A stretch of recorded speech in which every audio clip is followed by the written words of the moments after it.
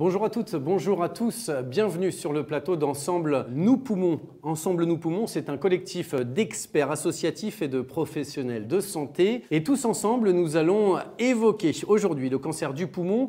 Nous allons parler de la maladie, évidemment, de son retentissement au quotidien et de l'enjeu d'une prise en charge précoce. Pour en parler avec nous, j'accueille Madame Laure Guéroux-Acolas. Bonjour. Bonjour. Fondatrice de l'association Patients en Réseau. Bienvenue également à Monsieur Jean-Pierre Lassaigne, président de l'association De l'Air. Bonjour. Bonjour, Docteur Olivier Leleu, pneumologue à Abbeville. Bonjour. Et enfin, j'accueille le professeur Sébastien Courreau, chef de service pneumologie aux Hospices civils de Lyon. Bonjour. Bonjour. Avant de rentrer dans le vif du sujet, un mot quand même sur le mois de Novembre Perle, qui est le mois de sensibilisation au cancer du poumon. Que peut-on dire de l'édition 2021? Et là, je m'adresse au monde associatif. Je dirais que c'est une année où on a quand même plus parlé du cancer du poumon. Et à notre niveau, on a pu communiquer avec des campagnes, notamment une campagne parce que le cancer du poumon n'attend pas, mais également une campagne co-construite avec Lung Cancer Europe, Get Check, qui cherche à faire connaître, en fait, à sensibiliser le grand public aux symptômes d'alerte et au fait que tout le monde peut être concerné par un cancer du poumon. Un mot sur cette édition 2021, Jean-Pierre Lassaigne. Alors, nous, pour l'association, c'est aussi le mois sans tabac, couplé avec une année sur le cancer du poumon, donc c'est extrêmement intéressant. C'est aussi une année politique importante, avec plein d'associations, de groupements d'associations qui sont en train de faire bouger beaucoup les lignes ou de proposer des avancées sur la santé respiratoire en France. Donc voilà, De l'Air, nous, on travaille toute l'année et bien sûr, on participe à ces événements-là. Pour dire un mot sur Novembre Perle, j'ai trouvé que c'était beaucoup plus visible cette année que les autres années. C'est-à-dire que c'est, je trouve, la première année qu'on en parle vraiment. Et ça, sans aucun doute, c'est lié effectivement à la présence des associations. Et ça, je voudrais vraiment dire un mot de remerciement à vous deux, parce que vous ne vous rendez pas compte, je crois, du bien que vous faites à la filière et du bien que vous faites à toute cette filière de soins autour des cancers du poumon en existant. Et ça, c'est un truc qu'on a appelé de nos voeux pendant des années, d'avoir, comme dans le cancer du sein, comme dans le cancer du côlon, des associations de malades qui nous épaulent, qui sont à nos côtés. C'est vrai que c'est extrêmement agréable de voir ces différentes associations qui sont en train de se monter et de voir qu'il y a un écosystème des patients qui se crée autour de nous, et ça, c'est génial. On va en parler au cours de cette émission, des associations, mais ma première question, elle est pour vous d'ailleurs, professeur Courreau. Quelles sont les grandes tendances d'évolution du cancer du poumon aujourd'hui en France? En termes de nombre de nouveaux cas, on a atteint un plateau, pour être assez simple, mais chez les femmes, malheureusement, on est en courbe ascendante très intense. Et ça, c'est quelque chose qui nous inquiète énormément. Vous savez que les femmes se sont mises à fumer plus tardivement que les hommes, et que là, on en voit les effets cumulés. Et on a une augmentation véritablement dramatique du nombre de nouveaux cas de cancer du poumon chez les femmes. Et ça, c'est un vrai problème. Alors, pour terminer sur une note un peu positive quand même, ce que l'on voit, et ça, c'est extrêmement probant, c'est qu'on voit quand même, par contre, un décrochage des courbes de mortalité. Pendant des années et des années, pendant des décennies, le nombre de nouveaux cas et la mortalité étaient étroitement liés. C'est ça qui rendait le cancer du poumon assez épouvantable. C'est qu'en fait, en réalité, entre le diagnostic finalement et l'issue fatale, il se passait assez peu de temps. Et en l'occurrence, depuis les années 2000-2010, on voit un décrochage des deux courbes qui est lié à énormément de choses, dont les avancées thérapeutiques, mais qui montrent bien qu'il y a un décroché complet de la mortalité dans les deux sexes, naturellement, que ce soit chez les hommes et chez les femmes. Et ça, c'est très encourageant pour l'avenir. Justement, Olivier Leleu, je m'adresse à vous. Hommes et femmes sont-ils égaux face à cette maladie? Il semble que la réponse chez les femmes aux différents traitements soit meilleure que chez les hommes. Alors, la cause et l'explication à ce phénomène reste quand même encore un petit peu obscure. Je crois que la préoccupation du fait que cette maladie se développe beaucoup chez les femmes est quand même importante. Je crois qu'il y a besoin de passer des messages de prévention, de sensibilisation. Est-ce que le fait d'être une femme avec les hormones féminines participe à une agressivité plus importante de tel ou tel cancérogène? Donc, je crois qu'il y a aussi une surreprésentation des patientes qui n'ont pas forcément fumé et qui sont pour autant touchées par cette maladie. Donc il y a des champs de recherche aussi pour mieux connaître, mieux informer, mieux prévenir et évidemment mieux soigner les cancers du poumon chez les femmes.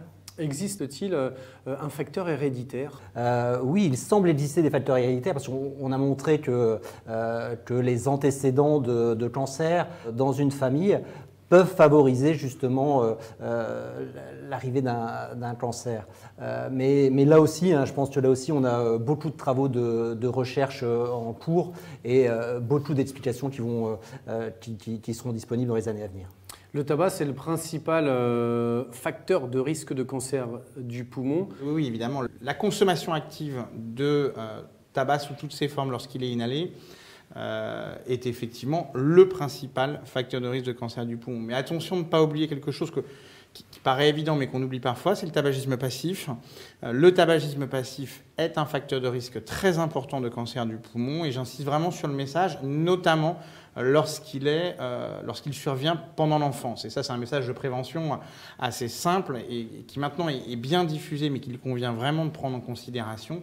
Le tabagisme passif chez les enfants est particulièrement nocif et particulièrement à risque de donner des cancers du poumon à l'âge adulte. Qu'est-ce que vous pouvez nous dire, Jean-Pierre Lassaigne, vous dont l'association s'appelle De l'Air? Ce que je peux vous dire, c'est une évidence. C'est aussi une évidence historique ou sociale que le tabac, c'est une source de stigmatisation très importante.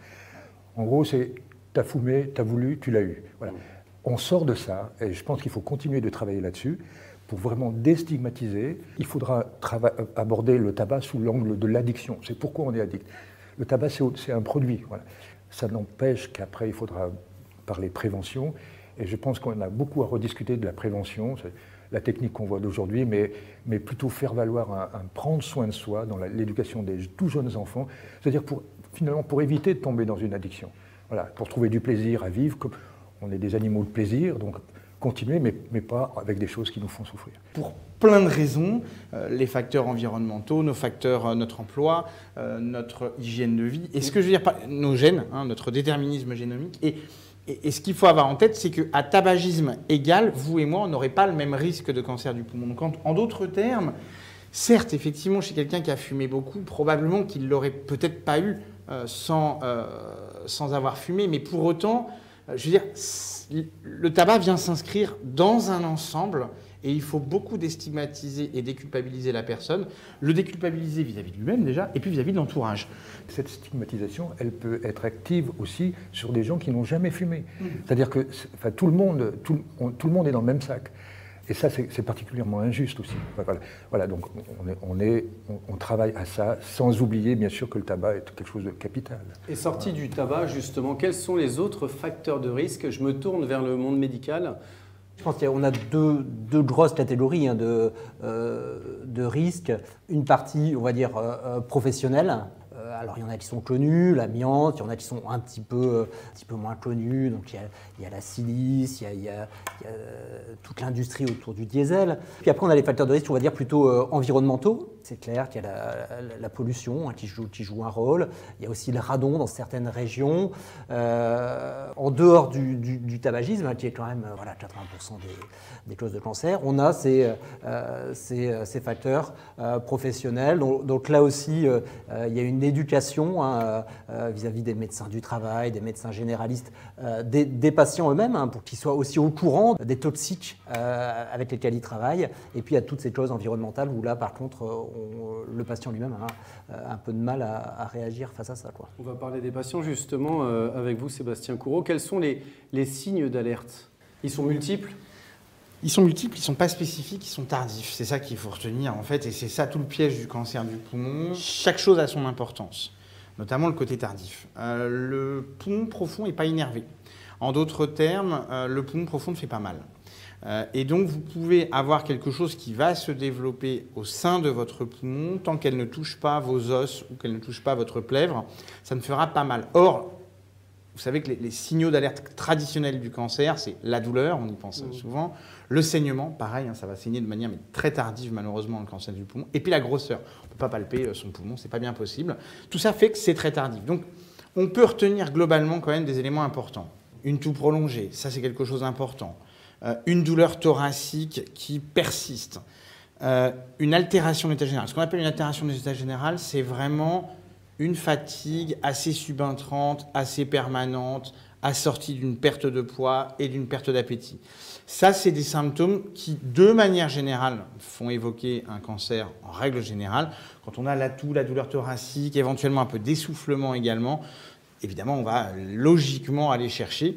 C'est assez aisé quand le patient est fumeur, le médecin généraliste y pense bien, mais il faut aussi penser à un cancer du poumon chez des patients qui ont des signes qui peuvent nous faire orienter vers une pathologie chronique un peu sévère respiratoire, alors même qu'ils n'ont jamais fumé. Ouais, particulièrement les femmes d'ailleurs. Détecter ces signes d'alerte, justement, ça commence par être informé. Oui, c'est pour ça que c'est très important finalement de sensibiliser le grand public à ces signes aussi, pour pouvoir finalement s'interroger et aller consulter son médecin. Parce qu'encore faut-il consulter pour justement ces signes qui ne sont pas très spécifiques. Et dans le contexte aujourd'hui où, voilà, avec l'épidémie du Covid, etc., on sent bien que les patients, ils vont quand même, enfin, ils sont attentifs à ne pas aller déranger le médecin pour tout et n'importe quoi, pour plein de bonnes raisons. Donc c'est important de se dire qu'il y a des moments où il faut aller vérifier. Il y a quelque chose qui est bizarre, comme vous le disiez, une toux qui traîne pendant 3 semaines, des choses qui ne passent pas, des douleurs, un épuisement, parce que c'est vraiment un décrochage, c'est-à-dire une fatigue, mais qui change votre quotidien. Vous n'arrivez plus à aller de l'avant comme d'habitude. Des choses comme ça, il faut aller consulter.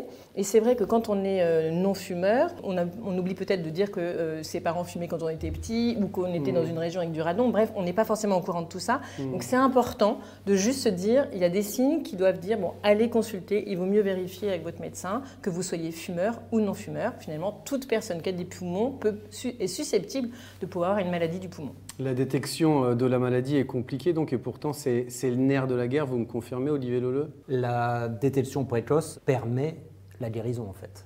Ça, c'est clair. Je voulais juste revenir aussi sur les signes cliniques. Une des difficultés aussi chez les patients, notamment fumeurs, pour qui tousser et cracher est quotidien, il est difficile aussi d'avoir ces signes précoces. Et là aussi, il faut alerter sur une petite modification de la toux, une toux qui apparaît, on va dire, inhabituelle, une expectoration aussi un peu sanguinolente. Tout ça, c'est quand même des signes qui doivent allumer une petite lumière rouge. Et souvent, puisque actuellement le dépistage n'est pas organisé, ça nous arrive par hasard. Moi, j'ai le souvenir d'un cycliste, ancien fumeur, qui avait arrêté de fumer, chute à vélo, il s'est cassé la côte à droite, et puis en faisant la radio, on retrouve une petite lésion à gauche, et puis on l'opère, petit cancer, et le patient est guéri. On a à peine un tiers à 25% de diagnostics précoces, donc au stade 1 et 2, les petits cancers. La plupart du temps, c'est ce que dit Olivier, c'est la chute de vélo. Moi, j'avais eu la chute d'un arbre. Je pense qu'on les a tous eus, globalement. Donc, la plupart du temps, c'est un diagnostic par hasard, en réalité, puisqu'il n'y a pas de dépistage organisé aujourd'hui en France. Mais l'idée, elle est là. Elle est de réussir, finalement, à shifter le taux de diagnostic tardif vers les précoces. C'est-à-dire, en fait, finalement, arriver à diagnostiquer nos 3/4, vaut mieux les diagnostiquer au stade 1 et 2, parce que là, au stade 1 et 2, on sait qu'on peut guérir la grande majorité des gens, puisque le taux de survie, c'est-à-dire le nombre de personnes en vie à 10 ans, il est de l'ordre de 80%. On sait qu'on peut guérir les gens au stade précoce, tandis qu'au stade plus tardif, c'est possible, mais c'est beaucoup plus compliqué. Ça altère beaucoup plus la qualité de vie des patients, on a besoin de traitements beaucoup plus lourds. Donc clairement, l'idée, elle est de shifter vraiment vers le diagnostic le plus précoce possible. Moi, je suis un exemple vivant de la détection précoce. Voilà, je suis là, voilà, ça fait 11 ans, je suis là. Donc vraiment, ça explique pourquoi je milite aussi dans Dolaire et puis pourquoi je soutiens les messages des sociétés savantes qui disent détection précoce, on l'appelle comme on veut, dépistage, et aussi chez les gens qui ne fument pas. Voilà. Et alors, en cas de doute sur les symptômes, on doit faire... En cas de doute, alors je dirais moi, c'est connais-toi toi-même. On doit informer les gens de... Si eux, ils sentent un changement, c'est souvent la femme, la compagne ou le copain qui dit « t'es pas comme d'habitude », et qui dit « va consulter ». Quelque chose qui dure, qui n'est pas habituel, même chez un gros fumeur, ça doit conduire à une consultation chez le médecin généraliste et en insistant, connais-toi toi-même, en disant « non docteur, c'est pas comme d'habitude ». Je vais m'adresser à Laure Guéroult-Colas avec une question simple. Est-il possible de poursuivre les activités quotidiennes et de maintenir une certaine qualité de vie avec un cancer du poumon? Je dirais au moment du diagnostic, de l'entrée dans les traitements, c'est souvent quand même d'abord un choc qui bouscule complètement la personne, et puis des traitements qui sont quand même souvent très lourds. Donc c'est quand même très compliqué de maintenir exactement ces activités, j'allais dire, qu'on pouvait avoir avant. Cela dit, à la fois avec les progrès dans la prise en charge et les nombreuses propositions de soins de support, alors ça veut dire quoi? Ça veut dire qu'est-ce qu'on va faire pour mieux manger, mieux bouger, prendre en charge l'accompagnement psychologique, prendre en charge la douleur. On va pouvoir finalement accompagner les personnes et je pense après peut-être avoir digéré quand même ce diagnostic qui est très compliqué. On a quand même aujourd'hui beaucoup de patients qui décrivent retrouver des projets, des activités et à un rythme qu'ils vont avoir besoin probablement d'adapter, mais qui permet, j'allais dire, de profiter de la vie, puisque c'est quand même un des grands enjeux, c'est de vivre plus longtemps et mieux avec un cancer du poumon. Oui, c'est Olivier Leleu, Sébastien Corot. Moi, je voulais savoir quels traitements sont administrés aujourd'hui dans la prise en charge du cancer du poumon. On a 3 armes. On a la chirurgie, on a la radiothérapie, et puis après, on a les traitements, on va dire, systémiques. La chimiothérapie, le traitement, on va dire, le plus ancien, puis sont arrivées ce qu'on appelle les thérapies ciblées, et enfin l'immunothérapie. Ces dernières années, on a quand même eu une révolution, je veux dire, dans le cancer du poumon. On n'avait pas toutes ces radiothérapies, où maintenant on a des radiothérapies qu'on appelle stéréotaxiques, qui sont vraiment centrées sur les tumeurs et qui évitent de léser et le poumon et les organes qui sont autour. Et puis, surtout, c'était la chimiothérapie, et c'est tout. Là, maintenant, on avance quand même vers ce qu'on appelle une médecine personnalisée, quoi. Je veux dire, on a une médecine de précision. Voilà, on a la thérapie ciblée et l'immunothérapie. Oui, c'est exactement ça. C'est-à-dire qu'effectivement, sur les 3 armes, toutes ont été optimisées, et en très peu de temps. L'oncologie thoracique, elle est révolutionnée en 20 ans, pour être simple, et encore plus en 10 ans, on va dire. Mais déjà, il y a 20 ans, ça commençait à bouger avec la chirurgie, la radiothérapie, certaines nouvelles chimiothérapies. Et ces traitements issus de la médecine de précision nécessitent-ils des tests spécifiques? Clairement, un des grands progrès, on va dire, dans le cancer du poumon vient de ce qu'on appelle le démembrement moléculaire du cancer du poumon. C'est-à-dire qu'en fait, avec l'amélioration des techniques de génétique très avancées, avec les techniques de laboratoire qui sont passées en routine, on a découvert effectivement non pas un cancer du poumon, mais plein de cancers du poumon. Je dis exactement pareil à mes patients. Je leur dis, oh là là, mais il n'y a pas un cancer du poumon. Pour les gens, j'ai un cancer du poumon.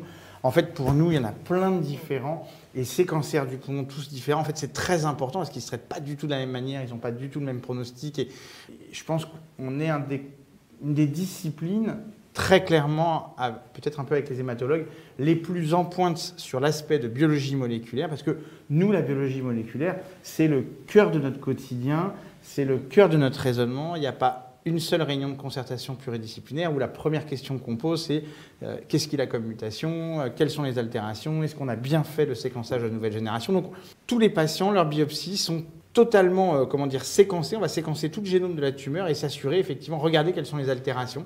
Et en fonction de ça, je dirais, adapter notre traitement. Donc pour nous, c'est majeur et c'est central dans la prise en charge aujourd'hui. Merci à vous d'avoir pris le temps de partager votre expérience et votre engagement dans la lutte contre cette maladie s'incarne avec le collectif Ensemble Nous Poumons. Vous pouvez nous en dire un petit peu plus sur ce collectif, quelles sont ses missions notamment, et vous pouvez également nous parler de vos associations respectives.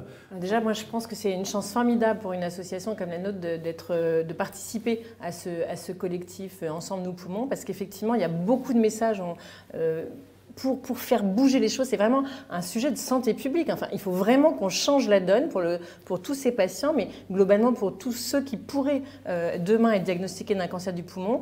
On doit changer la donne pour les diagnostiquer plus tôt et qu'ils aient des traitements moins lourds, et j'allais dire qu'ils soient aussi moins lourds pour notre système de santé. Et donc tous ensemble, on peut changer les choses si on communique plus, et je crois que vraiment c'est un très beau projet.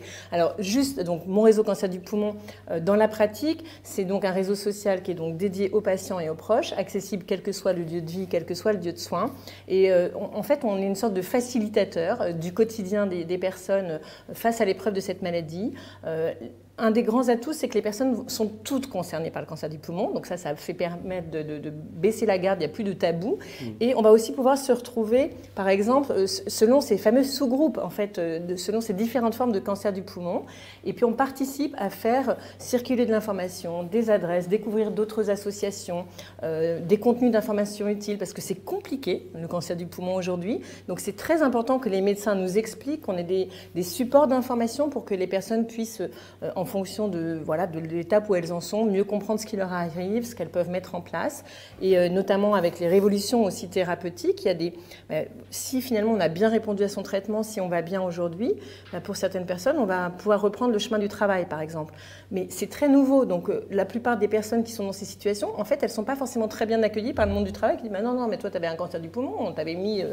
on pensait que tu ne reviendrais pas, en fait, tout simplement. Donc, en fait, il y a des choses comme ça qu'il faut accompagner, parce qu'à vivre, c'est extrêmement dur, extrêmement lourd, et c'est un enjeu pour toutes ces personnes qui vivent avec la maladie. C'est la raison d'être également, je pense, de votre association, Jean-Pierre Lassaigne. De l'AIR, c'est une association qui, par définition, associe des patients, des familles, des proches, des aidants et des soignants. C'est-à-dire, c'est vraiment sa spécificité, c'est ce partenariat sur toute une chaîne, en fait.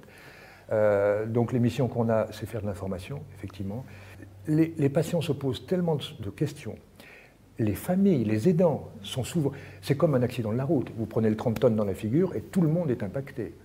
Donc, c'est comment on peut aider les patients qui ne sont pas les plus gros demandeurs, parce qu'ils sont en train de vivre le hard.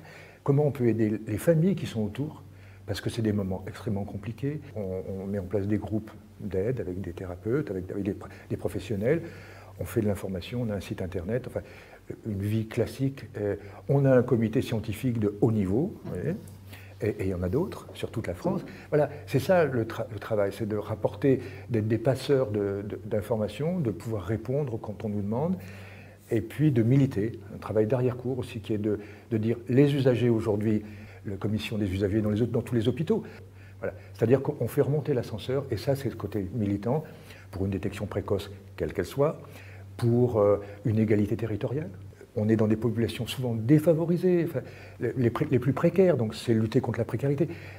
C'est le rôle aussi d'une association, c'est en tout cas les rôles qu'embrasse de l'AIR. Voilà. Et il y a le collectif, un mot sur l'émission de ce collectif Ensemble nous poumons, Olivier? On entend quand même des messages d'espoir, je veux dire, on entend parler de guérison, on parle de l'après-cancer. Et il faut s'imaginer que tout ça, on en était à des années-lumière il y a quelques années. Donc voilà, donc ça c'est un message d'espoir. Le cancer du poumon évolue et il y a besoin de ces émissions, de cette médiatisation pour qu'on parle du cancer du poumon et de ses évolutions au grand public, qui connaît encore peu de choses quand même sur le cancer du poumon, et aussi qu'on informe les professionnels de santé. Et c'est ce qui nous fera encore avancer vers l'avenir. Ce qui est vraiment formidable avec Ensemble nous poumons, c'est qu'on a une première grande action, qui est une campagne qui va être lancée cet hiver, avec finalement une série d'affiches qui vont être proposées un peu partout en France dans les cabinets de médecine générale, qui va justement permettre à tout un chacun de se sensibiliser, d'apprendre un peu que le cancer du poumon, quel type de symptômes, et aider les gens à peut-être en parler à leur médecin en consultation. Oui, c'est une campagne qui a été lancée également dans la presse cet été. C'est très important. Il y a effectivement une présence presse qui est un relais essentiel pour aussi diffuser l'information plus largement dans différents types de presse, donc à la fois médicale, mais grand public, pour sensibiliser le plus grand nombre, les acteurs de soins, notamment le médecin généraliste, mais aussi tout à chacun, les hommes, les femmes, les fumeurs, les non-fumeurs, pour qu'on parle plus du cancer du poumon et que tous ensemble, on change la donne. Le mot de la fin peut-être avec vous, professeur Corot, autour des missions de Ensemble nous poumons. Et voilà, le mot de la fin qui rejoint finalement le mot du début, qui est pour dire que finalement, le collectif, c'est aussi des patients et des professionnels qui bossent ensemble. Je pense que vous sous-estimez vraiment votre rôle encore, et vraiment pour nous, c'est vraiment majeur de vous avoir à nos côtés. La voix des patients est très importante auprès des politiques, très importante auprès des collectivités. C'est une voix qui est beaucoup plus importante que la nôtre, paradoxalement, et quand elle s'associe, on est beaucoup plus fort. Et donc pour nous, avoir cette voix, elle est très très importante, et puis ça nous permet d'avoir un dialogue très intéressant, un dialogue un peu apaisé, c'est différent d'un dialogue avec le patient qui a vraiment le nez dedans et c'est très difficile pour lui de prendre du recul. Avoir du dialogue avec les associations, c'est très différent parce que ça nous permet de prendre un peu de recul, d'essayer de regarder un peu sur les points qu'on doit améliorer, là où on doit bosser, et ça c'est génial. Ok, le message est passé. Merci beaucoup, merci à tous d'avoir participé à cette émission. Merci et merci à vous de l'avoir suivi. Portez-vous bien.